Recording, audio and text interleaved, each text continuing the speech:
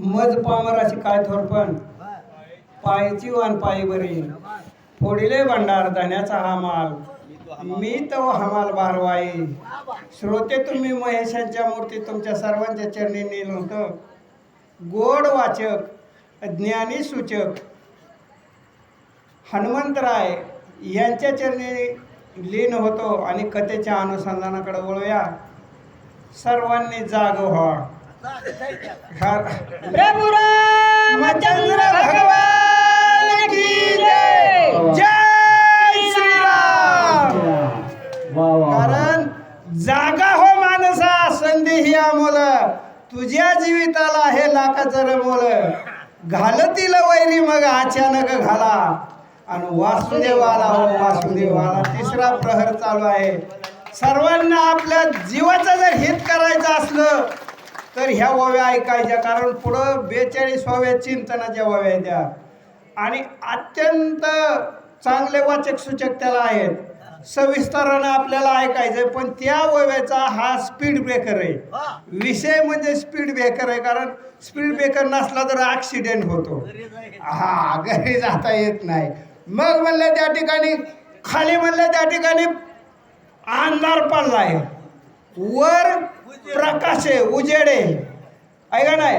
आणि असं म्हणलं त्या ठिकाणी हनुमंतरायाची स्वारी उत्तरेकडून दक्षिणेकडे निघाली. स्मित झाला म्हणे निबिड दाटली आज ताराजनी काय जात आहे गगनी लक्षिताची निलक्षणा.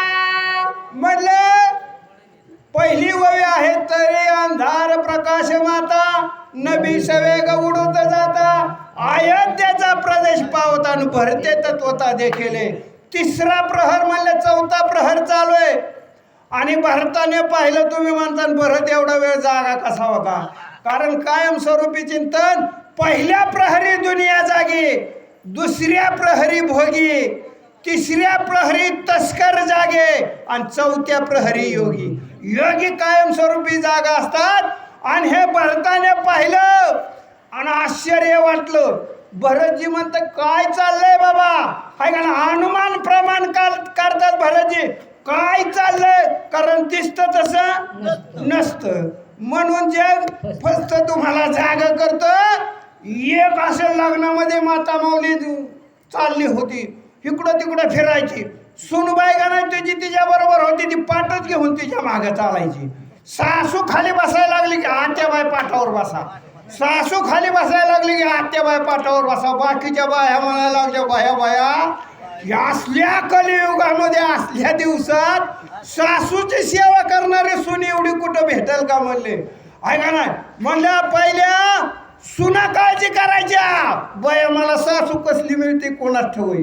आता सासा काळजी करतात बया मला सून कसली मिळते कोणाच ठेवी.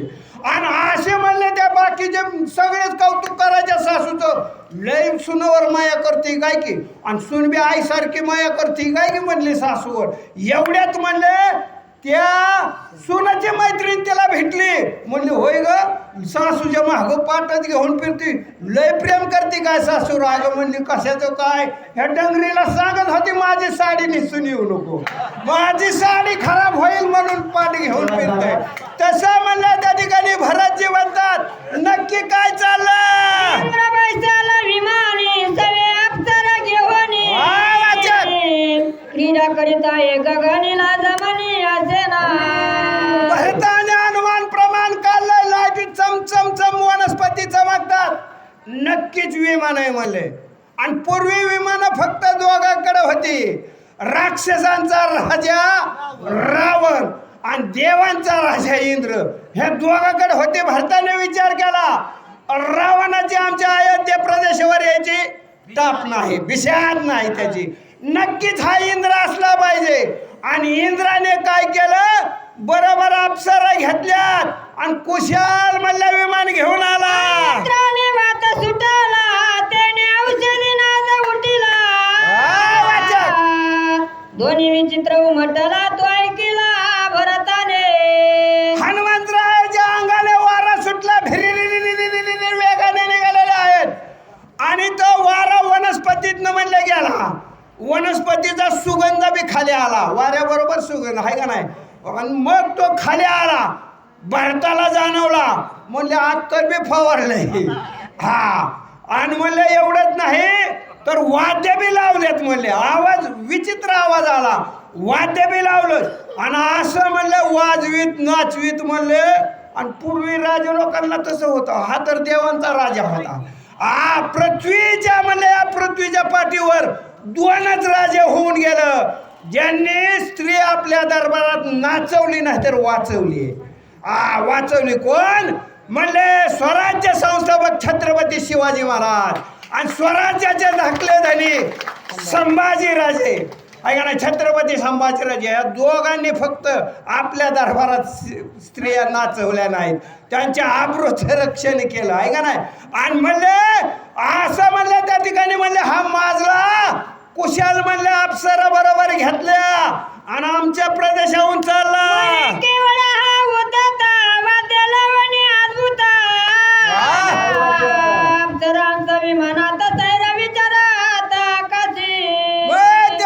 किती म्हणले अद्भुत म्हणले, हा उद्धट झाला इंद्र झाला म्हण काय झालं माईक, इंद्र झाला म्हण काय झालं म्हणला, देवांचा राजा असला म्हण काय झालं, कारण प्रत्येकाला म्हणलं त्या ठिकाणी दंडक आहे ऐका ना, कसं वागायचंय दंडक आहे. ऊस गोड झाला म्हणून काय मुळासहित खावा, गावचा पाटील झाला म्हणून काय गावाचं बुड व्हावा ऐका नाही. अरे सद्गुरू सोयरा झाला म्हणून काय आचार सांडावा, आणि घरचा दिवा झाला म्हणून काय आड्याशी बांधावा. अरे प्रत्येकाला दंडक आहे, हा ना कुशाल म्हणलं त्या ठिकाणी अप्सराला घेऊन चाललाय ऐका ना, अनेक वाद्य लावतोय, त्यांना नाचवतोय, आणि आमच्या म्हणलं त्या ठिकाणी प्रदेशाहून जात.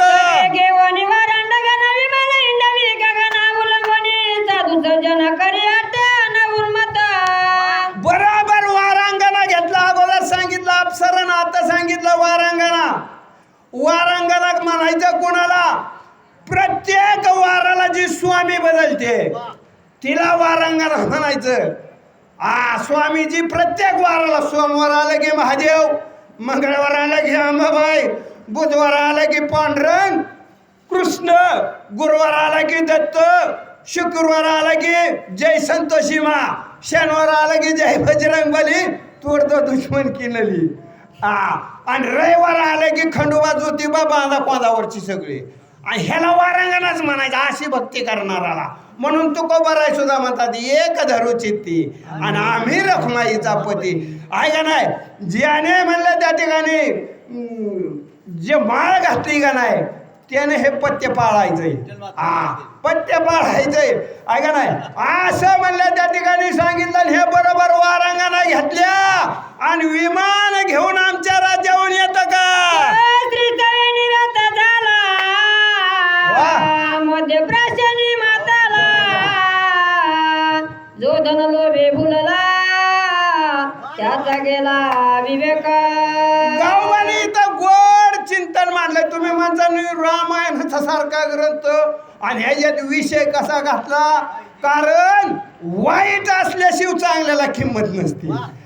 रावण जन्माला आलता म्हणून प्रभू रामचंद्राला अवतार धारण करावा लागला आहे का नाही. म्हणून वाईट असलं तर चांगल्याला किंमत आहे, नाहीतर सगळे देव झाल्यावर पूजा कोणाची करायची आहे का नाही.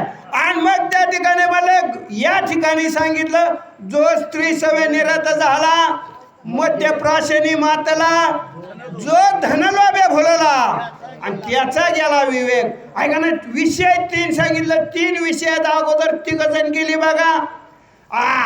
म्हणले वासनेच्या संगे नको जाऊ मला, पहा त्या रावणाचे कैसे झाले. इंद्रापल्ली भगे चंद्र झाला काळा आणि नारद चुकला चाळा भजनाचा. परस्त्रीमध्ये रावण गेला म्हणले, पर धनामध्ये म्हणले त्या ठिकाणी दुर्योधन गेला आणि दारूमध्ये शुक्राचार्य गेले. मग मला असं 3 विषय या ठिकाणी सांगितलं. 3 विषय किती घातक आहेत. गावबा म्हणलं या ठिकाणी सांगते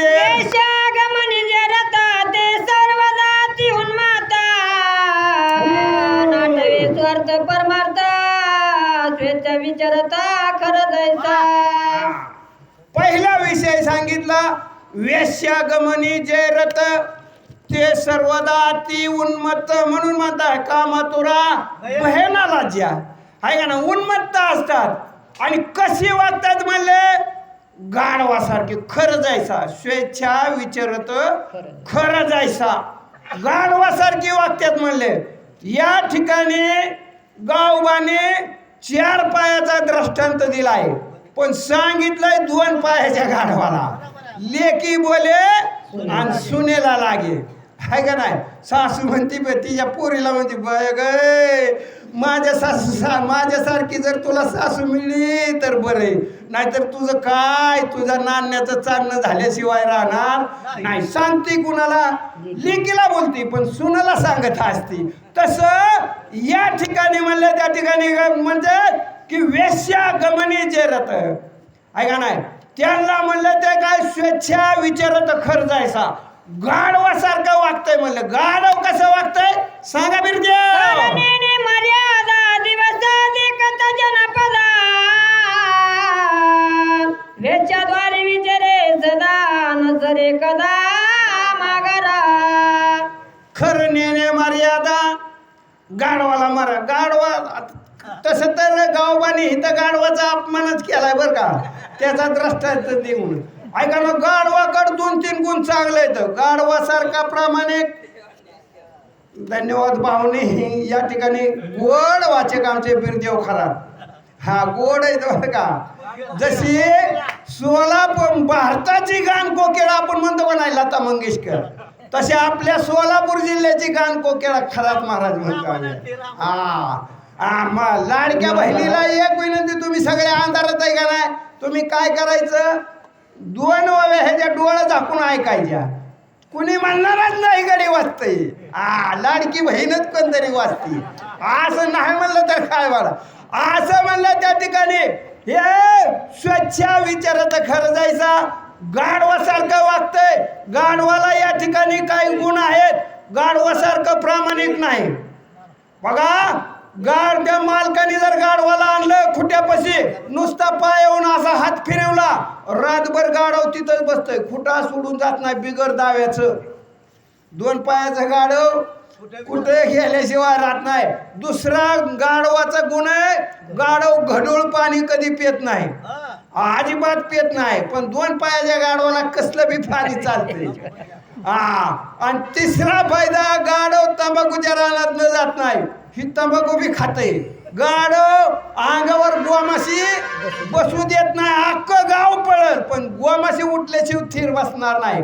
आणि ह्या 2 पायाच्या गाढवाला पिऊन पडलं का नाही हाय त्या आता पेताडाच्या वया पुढे हे त्याला म्हणलं त्या ठिकाणी सगळ्या अंगावर आगीम हळ बसलं तरी त्याला काही सुरुवात नाही. असं म्हणलं त्या ठिकाणी ते गाढवासारखं वागतंय त्याला स्वार्थ कळत नाही परमार्थ कळत नाही. ऐका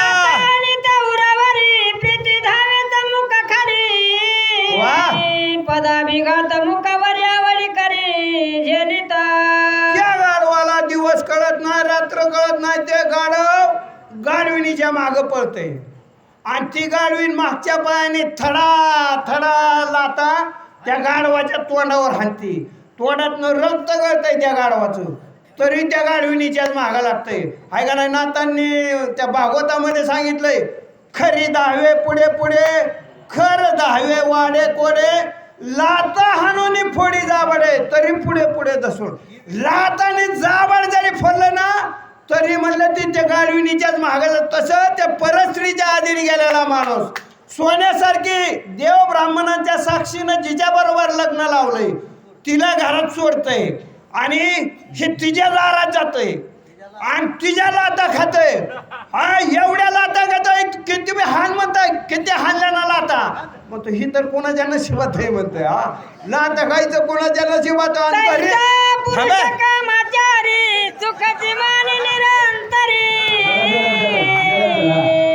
पाऊल जाऊन येते दुरी हृदयावरी चरित लाता हरिता उरावरी. ऐका नाही म्हणले तिचं पाऊल दूर जाऊ देत नाही. ऐका ना छताडावर लाता घेतय आणि मग त्या ठिकाणी ते म्हणतं हे कुणाच्या बी नशिबात नाही आशा लाता खाणं. आणि घरी आता घरी काय सांगायचंय तुम्हाला, घरी म्हणतंय भाजीत मीठ जर कमी पडलं ना मीठ तर आता सगळं दारातनं बाहेर फेकून देतोय, इतकी घरी आईट आणतोय. आणि त्या परिस्थितीच्या आधी जातोय तिच्या लाता खात तिला काय म्हणतोय तुझ्यासाठी काय पण. बघा खरं तर आईबापाला म्हणाव तुझ्या, कारण हे कलियुग आहे का नाही. कोण कुणाला तुझ्यासाठी काय पण म्हणून सांगता येत नाही. कारण श्रावण बाळाने आईबापाला म्हणले तुमच्यासाठी काय पण, भक्त पुंडीला का नाही म्हणले तुमच्यासाठी काय पण. आईबापाची सेवा केली, देवाला दाराच्या बाहेर उभा केला. पण हे त्या परस्त्रीला म्हणताय म्हणून ते व्हॉट्सअपला कविता फिरत होती बघा, तुझ्यासाठी काय पण म्हण. बाप काढला घराबाहेर, दारात रडते आहे पण, आणि बायकोला मात्र रोजच म्हणायला तुझ्यासाठी काय पण. जरा त्या मायची आठवून बघ, दिवस लेकच यावा पोटाला म्हणते किती केलते नवस. इकून तिकून तिच्या नवसाला देव सुद्धा पावला, तुझ्यासारखा हिरा तिच्या पादरात गावला. लहानपणी माय तुला शेतात न्यायची, तुला ऊन लागू नये मग स्वतःच्या पादराची सावली धरून राहायची. तुला भूक लागली की तू टाय टाय रडायचास, आणि मायचं दूध संपलं ना तिचं रक्त सुद्धा ओढायचास. रक्त पिऊन पोचलं असल्या का त्या रक्ताचं तरी ठेव बाण, पवित्र अशा मातेचा करू नको अपमान. आता फक्त एक कर, दारातल्या मायला घरात जेवणार. किती दिवस जगणार राहिला का झाडावरचं पिकलं पान. तू रोज गोडधोड खा, तुझ्या मायच्या ताटात शिळी भाकर तरी वाढ. आणि भाकर वाढायला तुझी बायको आडवी आली तर तिला पहिली घराबाहेर काढ. बायको जाणारच नाही ही मी तुला बॉन्डवर लिहून देतो, आणि याला कदाचित गेलीस तर मला येऊन भेट, मी तुला दुसरी करू देतो. अरे तू आंधळा नाहीस की पांगळा नाहीस, तुझी तुलाच कळली नाही किंमत. आणि नवरा आई बापाला सबळतो म्हणून कायमचं घर सोडून जायचे कुठल्याच बायकोत नसते हिंमत. अरे वाघ बनवलाय तुला मायना, दुर्दैवानं तिलाच उरलं नाही बायपण. आणि खरा मर्द असतील तर मायचं दर्शन घेऊन म्हणे माय तुझ्यासाठी काय पण, तुझ्यासाठी काय पण. ठीक आहे, तू आई बापाला म्हणायचं स्वर्थ, आणि त्या सटवीला म्हणताय तुझ्यासाठी काय पण आहे का. म्हणे जन्मांतरीची पळाली भागे, इथे पाल कमळाला लई लागे. दैवे दंडिली ओ भागे, व्रता वैराग्य कळतती. चंद्रकांत यालमारचे गोड वाचक आमचे बंडी शेगावचे आहेत. त्यांनी या वाचकासाठी 100 रुपयाचे दान दिलेलं आहे, धन्यवाद.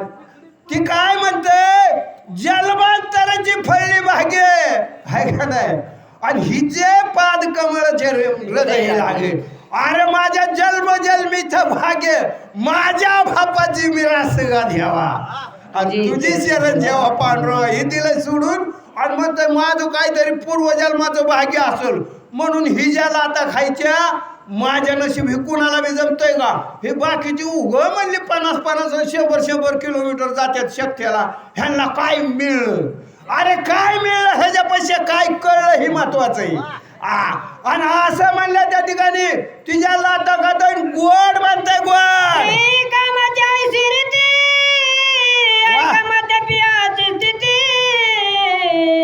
रेतून पदराची संपाती सोय होते जगनिंद्या.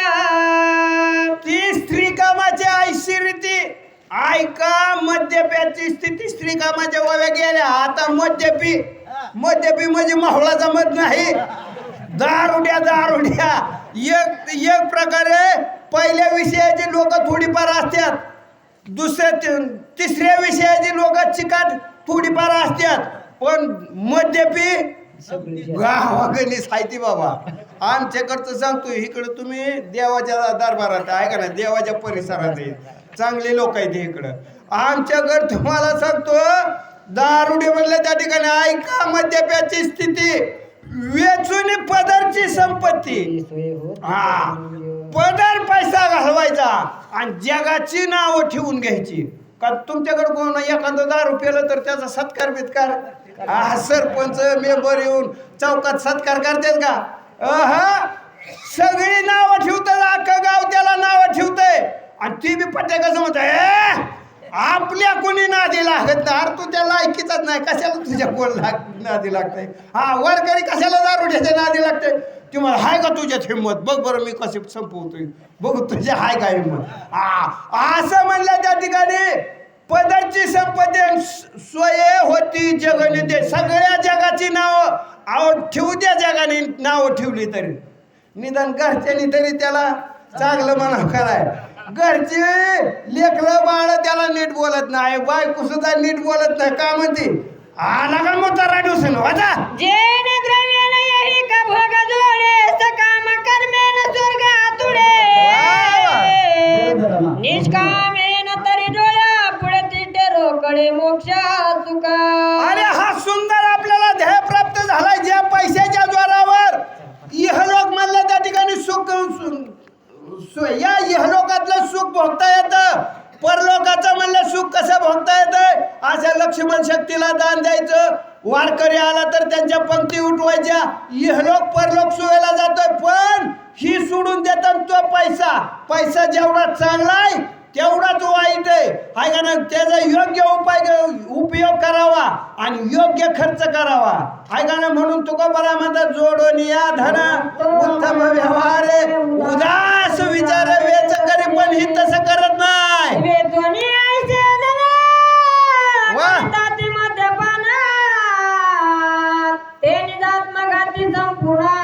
नरक सेवना कल्प अकल्प आयुष्यपर्यंत नरक सेवन आहे म्हणले. असं म्हणलं पैसा म्हणलं काय सहजासहजी मिळतंय का? त्याला लय कष्ट करावं लागतं. आणि असं म्हणलं ते धन गोळा करायचं आणि दारूच्या अड्ड्यावर घालवायचं. स्वतःच्या शरीराचे हा शरीर परत नाही ऐका ना. 83,99,999 येणार फिरल्यानंतर हा नरदेह आहे. म्हणून सर्व जन्माचे शेवटी मनुष्य जन्म पावे पाठी. आणि या परिम्या उत्तम कीर्ती रचलीच नाही. कृष्ण परमात्मा अर्जुनाला म्हणतात अरे एक एक योनीन कोटी कोटी फेरा तेव्हा लागे वारा मानवाचा. आणि असला म्हणले हा नरदेह दारू मध्ये बुडवत. धन लोभी दे लुब्धा का स्वप्नी न देखती सुका जन्मादारभ्य देखा भोगिती नरका निवारा. असं म्हणलं त्या ठिकाणी दारुड्याच्या वव्या 3च सांगितल्या. नाही पहिल्या 5-7 वव्या होत्या आणि हे जे बी 7-8-9 वव्या त्या धनलोभ्याच्या. पण दारुड्याच्या फक्त 3च आहेत. त्या 3 का गावबानी घातल्या असत्या म्हणजे काय सांगायचंय ते तुम्ही 3च वव्या सांगा. नाहीतर सांगणार वाचणाराला रातचं इंदारचं फिरावं लागतं. आणि गावोगाव दारुडे असतात. लय टमाटामा बोलत होता र. आता कसा निघ रोडवर बघतो तुझ्याकडे मानल्यावर कुठं पंचायत करता. आणि त्याच्या कोणी नादी लागत नसतं, कारण दारुड्या माणूसच तसं असतंय. आणि असं म्हणलं त्या ठिकाणी जो धनलोभी आहे, जो धनलोभी चिकाट म्हणायचं. चिकाट ती काय म्हणायचं, चमडी देईन पण दमडी देणार नाही. असं म्हणलं त्याला स्वप्नात सुद्धा सुख नाही. जागेपणी तर राहीत नाही, पण स्वप्नात सुद्धा त्याला सुख मिळत नाही. कसं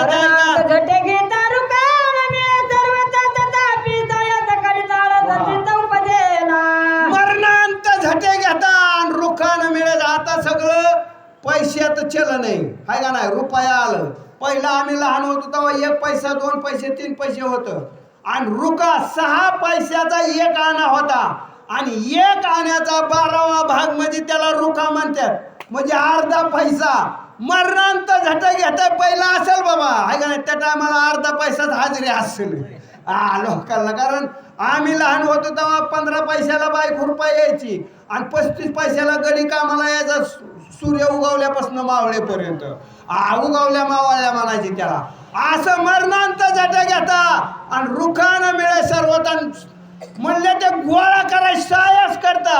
ज्या पैसे या देहाच्या हाय का ना मनुष्य देहाच्या निकारणे सच्चिदानंद पदवी घेणे. या देहामध्ये आल्यानंतर म्हणणं देव पाहावयाशी गेलो आणि देवाचे होऊन ठेवलो ही अवस्था प्राप्त करता येते. पण म्हणलं हे शरीर एवढं दिलंय पण नुसतं पैसा कमावण्यासाठी वापरतात.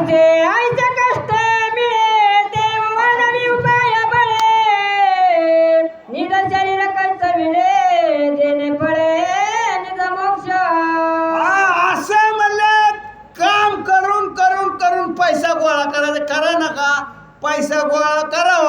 पण खर्च बी करावं का नाही? हे शरीर एवढं सुंदर देह आपल्याला दिलेला आहे, ऐका ना, औचित्य निदान सापडले हाती म्हणतात, सहजासहजी म्हणले त्या ठिकाणी ऐका ना मिळालाय, पण योग्य उपयोग करत नाही आणि ते पैशासाठी वापरतोय.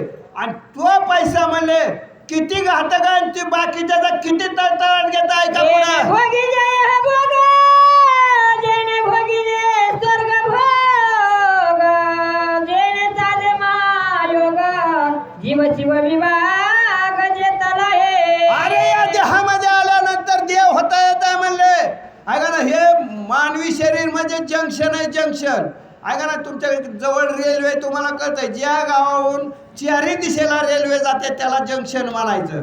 पुण्य केलं तर स्वर्गाला जातंय, पाप केलं तर नरकाला जातंय, बरोबर जर केलं तर परत मानव देहाला येतंय. आणि असं म्हणले या देहामध्ये म्हणलं तर सगळं करता येतंय, जीव आणि शिवाचं एकात्मत साधता येतं, पण त्याला सद्गुरू करावा लागतो.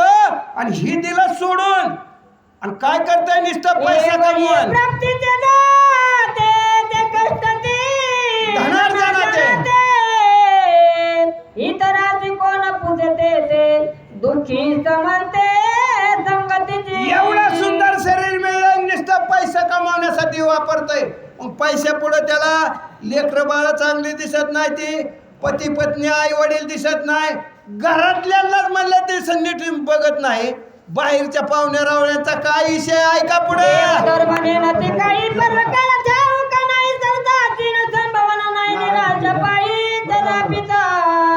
10 मिनिटात आता संपवतोय बरं का, 10 मिनिटात 2-3 वव्या राहिल्यात. ऐका म्हणलं याला म्हणलं त्या ठिकाणी देवधर्म कळत नाही, देवधर्म सणावाराची सोय नाही, देवधर्म कळत नाही. त्याला म्हणलं त्या ठिकाणी अधिक महिना आला कधी देवाकडे जाणार नाही, पंढरपूरला जाणार नाही, उलट मारणार पाप्याला पंढरपूर.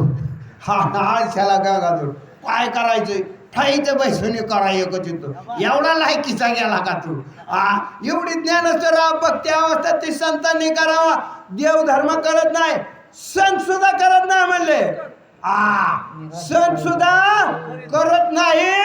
सण आला की म्हणलं बायको सकाळच्या पारीच झोपटणार, आणि मग ती कशाला बिचारी म्हणले स्वयंपाक करते चुलबंद आवातनं. एवढी मोठी दिवाळी म्हणले, त्या ठिकाणी दिवाळी असल्यावर म्हणले आव मालक आखं गाव नावं ठेवतंय म्हणले, सण सामान आणा दिवाळी करायची, लेकरं बाळ तू गप ग म्हणला, तुला काय करायचंय.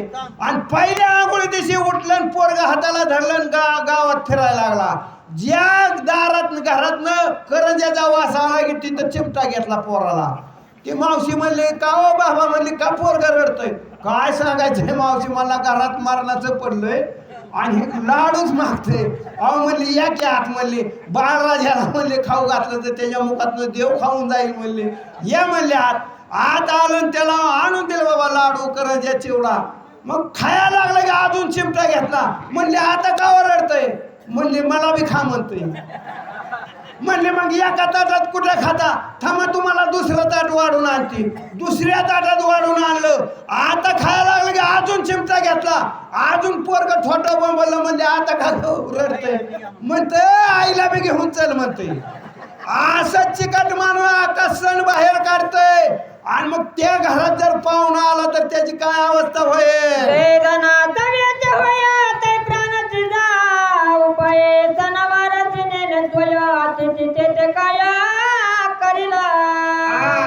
आमचे सुभाष गायकवाडचे वाखरीचे ते गोड सुचे गायचे, मग तिची जोडीच आहे बघा, चंद्रकांत यालमार आणि सुभाष गायकवाड. आणि जोडी असली तर गोडी असून असते, प्रपंच असू नाही तर परमार्थ. प्रपंचात जर जोडी नसली तर त्याला म्हणजे ह्यांचा नवरा बायकोचा 36चा आकडा बाय, अजिबात ह्यांचं जमत नाही. आणि मग त्याला कुठलं पाणी तापून, त्याला कुठला आभेग स्नान साबण. दसरा असू नाही तर जोडी असली तर गोडी, नाहीतर दसरा असू नाही तर दिवाळी, कोरड्या कॅनलमध्ये उडी टाकावं लागते. आणि धनाचा म्हणलं जर खर्च करायचा म्हणलं का नाही, ह्याचा प्राणच जावं पाहते. ते बापाचं पितर सुद्धा घालीत नाही. ऐका ना, कालच झालं आपलं अक्षय तृतीया, आपण सगळ्यांनी बाप जीव घातलं का नाही. आया बाप आपले जर वर गेले असतील तर ऐका ना, ते पितर बायको म्हणजे तुम्हाला लाज आब्रू खाता अख्खं गाव तुम्हाला नाव ठेवतंय, अख्खं गाव नाव ठेवतंय. एक तर करा, अहो निदान महाल तर घाला म्हणले. ती मला घालतोच आता महाल, आता मला घालतो. ही गावात तांदूळ घेऊन फिरायला लागला. सोयऱ्याला पाटलासारखं दिसलं. ओ पाटील किती पोळ्या खाता हो तुम्ही? ती मला 3 खातोय. नाही गाड्या परवडत मला. आणि दिवसभर फिरलं. एक म्हातारा एका पोळीवाला त्याला भेटलं. बायको म्हणली सांगितलं का पितर? सांगितलं म्हणलं. मग ही सकाळीच उठली पाठत. लहान म्हणलं त्या ठिकाणी भजन, पापड्यान, कुरवड्यान, तळ्या, स्वयंपाक काय मांडला म्हणलं तिनं. आणि ह्यानी 9 वाजता जागती दारात पिटवली. त्याच्यात गोल्यान गज तापाय घातलं. पहिल्याच म्हातारा आलं 10 वाजताच. म्हातारा आलं मला, वा वा वा या बाबा. मला तुम्ही आज आमचे बाबा का नाही? मला हा. आज तुम्ही खाल्लं की माझ्या बापाला मिळणार? मला हा. मला मग ही काय आहे? मला ही मला माझा बाप गुडग करून मिळता. मला ही तर तुमच्या गुडघ्याला 2-2 डाग द्यायचं आणि लगेच पोळी खायला जायचं. म्हातारं गेलं पळून. म्हणलं हे एका पोळीसाठी कुठं दुःख करून घ्यावा. पुन्हा आली म्हातारी. म्हणलं या आई साहेब तुम्ही आमच्या ऐका नाही. म्हणले मग आता कसं काय? म्हणले हे का? म्हणले हे काय आहे? मला माझी आई मातसूळ करून मिळली. मला ह्या डागण्याचा 2-2 म्हणलं माथ्यावर जायचं. म्हणजे जाळ झाला तुझ्या पोळीचा. म्हणले ती बी गेली पळून. ही बिचारी म्हणते आता ही सगळं उल्हासाने करत होती. ऐकायला म्हणतात कधीच नव्हतं आणि घुबडाला पोहतो तसं हिचं झालं. सगळं झालं. अहो म्हणले काय आहे ना पितूर सवासीन. हे बघ म्हणला ताट तर घे वाढून.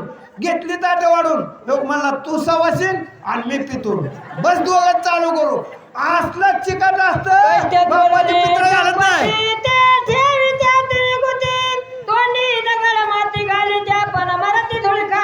असा पैसा गोळा करायचा.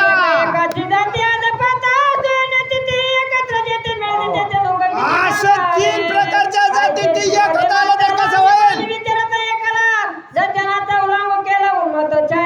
असा इंद्र मारला आमच्या ह्याच्यावर जातो. ह्याला शिक्षा करतो. आम्ही सूर्यवंशी कोणा जन्माला आले ह्याला शिक्षा करतो. बाण काढला.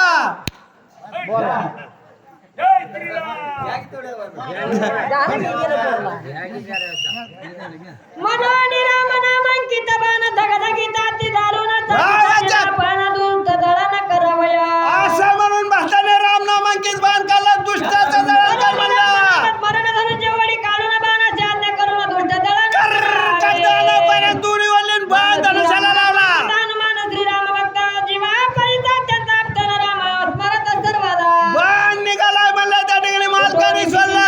कडाटी बाण पडिला ती संकटी करून वरी कर विसर उरटी. बाणाला संकट पडलं. दुष्टाला मार मारला. वर तर हनुमंत आहे. तुरी देतून परत दंडीला संपूर्ण कपीची करावे. माघारी गेलो तर माझा मालक शिक्षा करीन. पुढे मी काय करू? म्हातारीचं भक्त कपीचा प्रेम नामत परत माझा न चले पुरुषार्थ बाण. अरे ही तर ना वानर राम राम म्हणते. माझा पुरुषार्थ चालत नाही. दुष्टाची दुष्ट म्हणून कपी श्रीराम म्हणे. अरे ह्याला दुष्ट कसावा? मला ही जागृती स्वासन त्या अवस्थेत राम म्हणते. असं म्हणलं त्या ठिकाणी त्याला आता एक करावं. म्हणले संताचा अवेलना होणार नाही, मालकाची आज्ञा मोडणार नाही. हा विचार केला. म्हणलं काय करावं? म्हणला पाया पडावं. पाया पडलं की सगळं माफ होतंय. म्हणले स्वामीची आज्ञा उल्लंघन घडे न साधू अवज्ञ श्रीन तळ्याचे विचारून वाले कोळे चरणाकडे चालीला सज्जनाच्या पायी अपजय कधीच न होय. स्वामी कार्य सिद्धीचे संताचा पाय धरला तर पराभव कधीच येत नाही. माझ्या मालकाचं काम साध्य होतंय. करुणी पूर्ण पायी मिठी खाली बाण सोयना विस्मित कपिनंदन बाण कोण असं म्हणलं. पायाला मिठी माझ्या हनुमंतानं बघितलं कुणाचा बाण आहे. खाली बघितलं तर म्हणलं त्याच्यावर राम नाम दिसलं. माझ्या मालकाचा बाण आहे. हनुमंताने नमस्कार केला. मालकाचा बाण आहे. मालकाचं कुत्र असलं तरी त्याचा मान राखावा.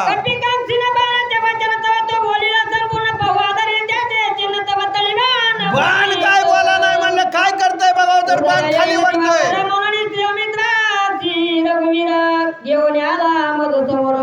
हनुमंत विचार करताय. म्हणलं मला उशीर होईल. राम लक्ष्मणाला घेऊन वाटत आला काय? नाहीतर असंही झालं असेल. लक्ष्मणाला उठवलं असेल, रावणाला मारला असेल, बिभीषणाला राज देऊन आला.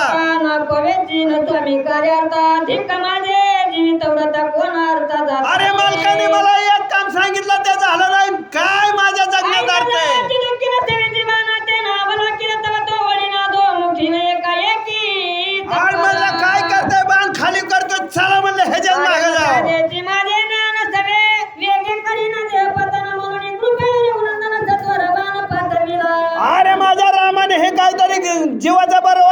म्हणलं बाण इथं पाठवला. आता तो काही बोलते आज्ञा कारण निश्चित सोयी अनुसरला बाणाचे विलंब येते म्हणजे आता काय लय विचार करायचा नाही, जिकडे बाण नेईल तिकडे जायचं. प्रभू रामचंद्र